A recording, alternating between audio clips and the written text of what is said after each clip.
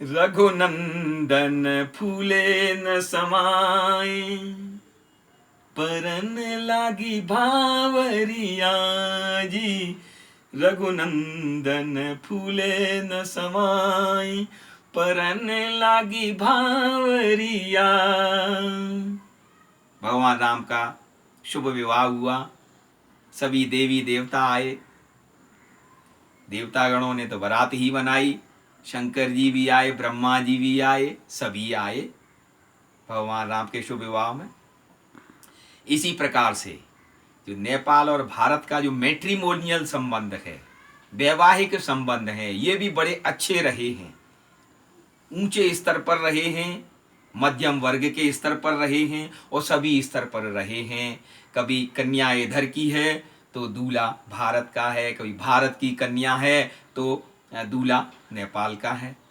तो इसी प्रसंग में एक प्रसंग है जो कि कश्मीर के जो उत्तराधिकारी थे महाराजा हरि सिंह के जो सुपुत्र डॉक्टर कर्ण सिंह, तो उन्होंने अपने विवाह के बारे में जो कुछ लिखा है, एक नेपाली पुस्तक में अनुवाद जो प्राप्त हुआ, हाँ, तो वो है मेरो कथा। नेपाल की कन्या, भारत के कुंवर साहब, दूल्हा राजा। तो वो अपनी मेरो कथा में ये वर्णन करते हैं, अपनी ऑटोबायोग्राफी में डॉक्टर कर्ण सिंह कि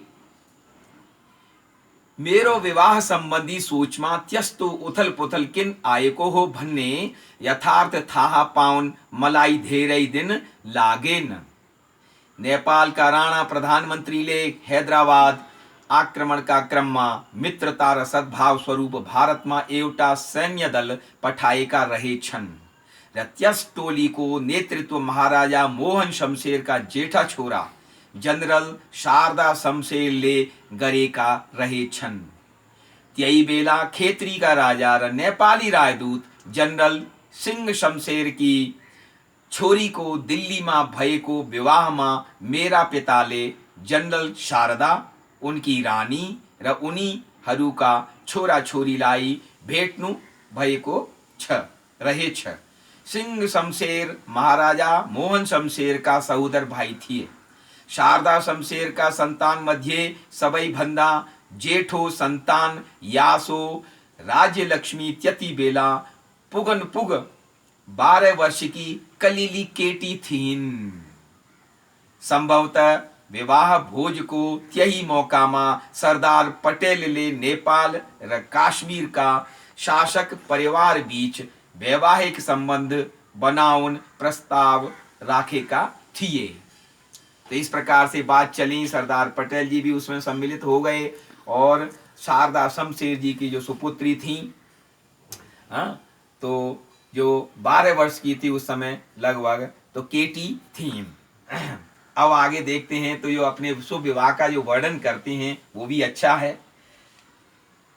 विवाह को तिथि तो के ना साथ आशा का माता पिता जनरल शारदा शमशेर र उनकी रानी 5 जना संतान सहित बम्बई आए र नेपियन सी रोड को सुंदर भवन कुछ कैसल में डेरा जमाए। अब नेपाल से अपनी कन्या को लेकर के वो बॉम्बे पहुंच गए। आगे क्या होता है कि विवाह को एक दिन अघि स्वयंवर गर्ने कार्यक्रम आयोजना गरियो। उससे आगे क्या कहते हैं कि भोलि पल्ट बिहान सन 1950 मार्च 5 तारिक का दिन बिस्मिल्ला खां र उनका साथीहरूले तल बगैँचामा बजाइरहेको शुभ सूचक सनई बाजाको मधुर धुन बीच मेरो निद्रा खुल्यो। विवाह गर्नु भएको पनि प्राय जुवा खेल्नु जस्तै हुन्छ। यहाँ मैले दुवै तर्फका बाबुआमाका माझमा केवल एक पल्ट मात्र आधा घण्टा भेटेकी 13 वर्षकी एउटी केटीसँग विवाह गरिरहेको थिएँ। त्यस्तो कौतूहलपूर्ण घडीमा मैले विवाहको हल्का प्याजी रंगको सिल्कको शर्ट, सांगुरो पायजामा, सांगुरो शायद चूड़ीदार पजामा को कहते होंगे, र अर्को लामो मखमली कोटा मखमली कोट और एउटा रातो फेटा, लाल रंग का फेटा र हीरा को गहना लगाएको थिए और मेरा पिता ले पनी अवसर अनुरूप प्रख्यात पन्नार हीरा को भव्य मुकुट र तकमाहरू लगाएर त्यस्तै खालको तरबार बोक्नु भएको थियो। इस प्रकार का वर्णन है कि हीरा और पन्ना भाई राजा हैं, उनके पिताजी भी राजा महाराजा। और आगे वर्णन करते करते पूरा विस्तार में बताते हैं, हर एक को अपना शुभ विवाह अच्छा लगता है। तो उन्होंने ये वर्णन किया है ऑटोबायोग्राफी में कि दर्शन भेंट कार्यक्रम पछी मेरा पिता र जंती हरो त्यो विशेष अवसर का लागी लगाए को रंगी विरंगी पाल मुनि गैर बसे भने मलाई चाहे विवाह को मंडप में लगियो और विवाह को सबै धार्मिक विधि यही मंडप में संपन्न गर्नुपर्ने थियो। शुरू में शक्तिदेव का विभिन्न रूप को स्तुति गरे पछि आशालाई पनि डोलीमा बोकेर मण्डपमा ल्याइयो। त्यो सजाइएको डोली रातो साड़ी लगाएका, लाल रंग की साड़ी थी, रातो साड़ी लगाएका 8 नेपाली सुसारेहरूले बोकेका थिए भने अरू 8 सुसारेहरूले सेतो घोडाको पुच्छरबाट, सफेद घोड़े की पूंछ से बने को चमर हल्लाइरहेका थिए, उसे चमर डोला रही थी। उनी आइपुगे पछि विवाह को कार्यक्रम शुरू भयो र झण्डै 1 घंटा चलियो। आगे वर्णन करते हैं डॉक्टर कर्ण सिंह स्वयं। हामी विवाह को सबैभन्दा मुख्य मोडमा आइपुग्यौं र बेहुला बेहुली ले पवित्र यज्ञलाई 7 फेरा लगाउने बेला भयो। यसलाई विवाहमा अग्निदेवलाई साक्षी राखिएको प्रतीक मानिन्छ। और फेरा लगाउने विधि पछि हामी दुवै जनाले एउटा सानो तर निकै घतलाग्दो नेपाली परम्परा पूरा गर्नु पर्यो। त्यस विधिमा नवविवाहित जोडीले एउटा खाटमा बसेर हस्ती हाडले बनेका पासा खेल्नु पर्दथ्यो। नेपाली मूल पुरोहितले कसले जित्यो भन्ने निर्णय सुनाउन भन्दा पहिले उनको अनुहारमा छाएको विजय भावबाटै आशाले जिती छन्, आशाजी जीत गई भन्ने मैले सजिलै संग बुझ सकेको थियो। मैं आसानी से समझ गया क्योंकि नेपाली पंडित था। और अंत में जो कहते हैं बहुत ही सुंदर उन्होंने वर्णन किया कि तर हामी अब लोग ने स्वासनी बन सकेका थियो। अब हम क्या बन गए?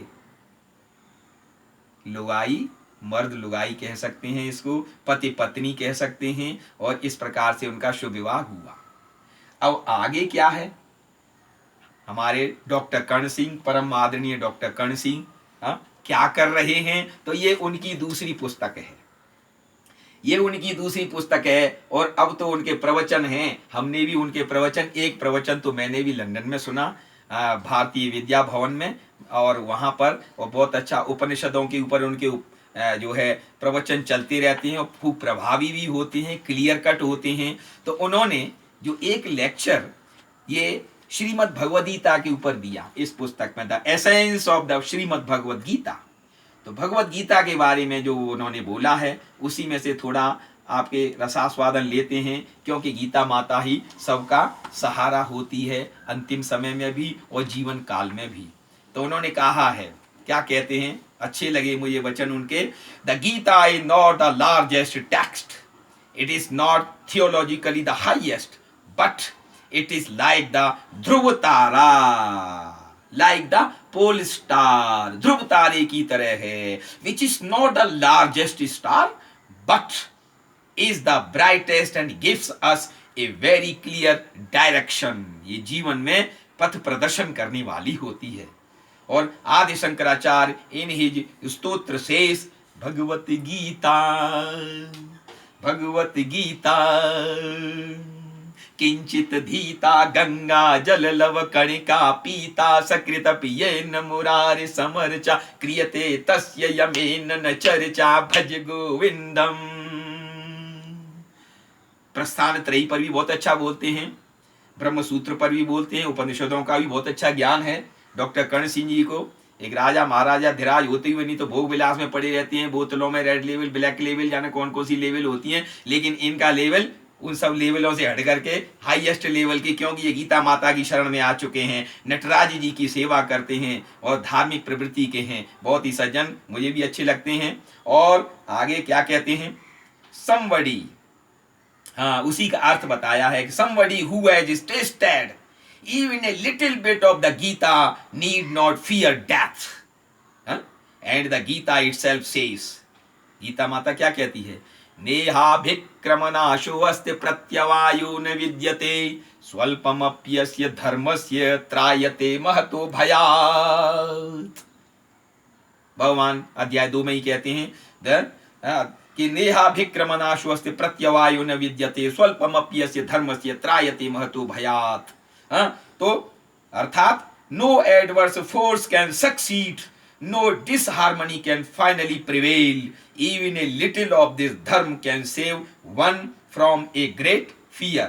गीता माता के भक्त को कभी भी भय नहीं लगता और न किसी को भय देता है, न किसी को डराता है, न डरता है, यही गीता माता। और अगला श्लोक इन्हीं के इसी भाषण में है कि गीत जो है अर्जुन ने कहा है दर्शन करने के समय, तस्मात् प्रणम्य प्रणिधाय कायं प्रसादये त्वामहमीश मीड्यं पितेव पुत्रस्य सखेव सख्युः प्रियः प्रियायार्हसि देव सोढुम्।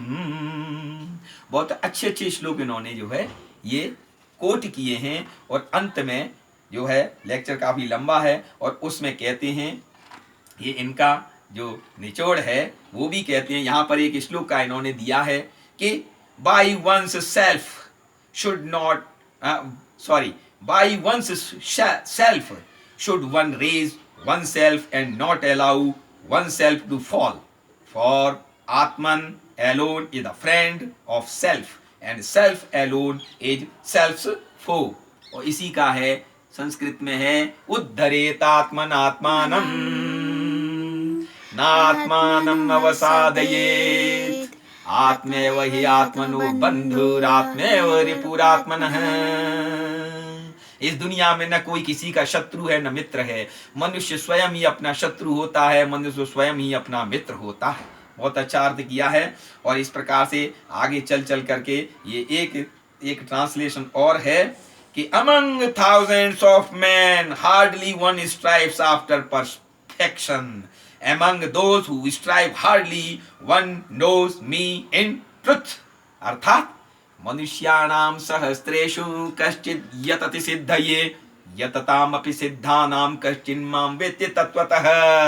अरे हजारों लाखों करोड़ों अरबों लोगों में से ही कोई प्रयत्न करता है, प्रयत्न करने वालों में से कोई ही उस कन्हैया को तत्व रूप से, उस परमात्मा को तत्व रूप से जानता है। इसीलिए उसको जानने का प्रयत्न कीजिए, उसको पहचानने का प्रयत्न कीजिए, क्योंकि उसके पास ही जाना है। यत गत्वा न निवर्तन्ते तद्धाम परमं मम।